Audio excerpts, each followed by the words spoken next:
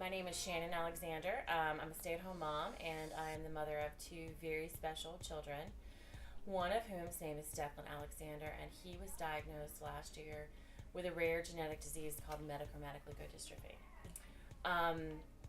We found the therapy place because Declan started doing speech therapy with Miss Liz Ward Peters, and she was just such just a breath of fresh air, really. She started with Declan when he was still verbal and mobile. Unfortunately, the disease has taken a lot from Declan in the past year and a half. It is a central nervous white matter brain disease that is progressively degenerative. When we got that news, we actually didn't know what it meant at first. When we were told that he had leukodystrophy, we had to do a little of our own research because it is a rare disease.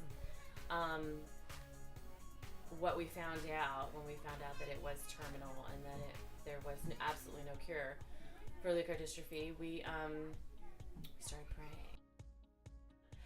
And through that prayer and through that reaching out to people and trying to understand and trying to make sense of what was going on, we leaned a lot on Miss Pierce.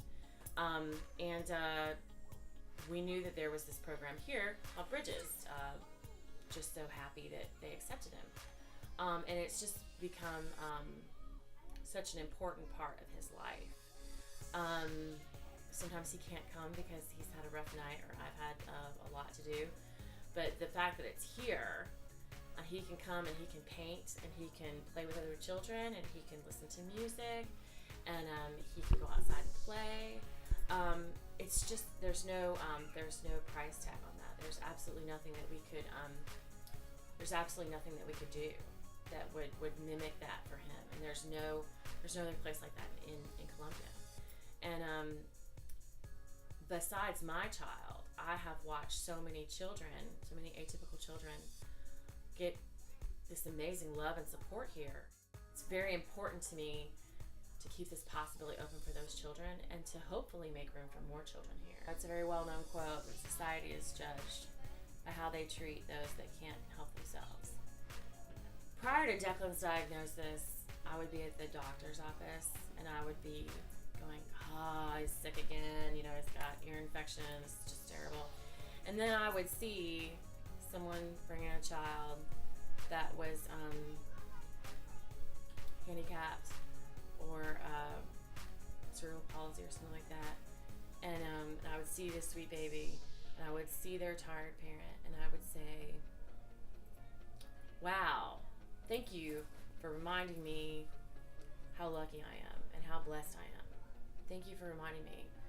And I would see them taking care of their child and giving their child a kiss and everything, and I would go, that has got to be a very strong person. I didn't know that was going to be me. In a couple of years, I had no idea. I would just ask that you look inside your heart and you say, that could be my child, and this could be my struggle. And I think that you can find a lot of healing in stepping outside and saying, there for the grace of God go I. And these kids, you can make a huge difference in their lives, like a huge difference. I have seen children take their first steps here. I have seen children go from being anxious to reaching out and hugging others. I've just seen miracles happen here. And you can be a part of that miracle. And my father told me before he died, he said, honey, we're here for one thing. He said, we're here to be a blessing to others. And he was right.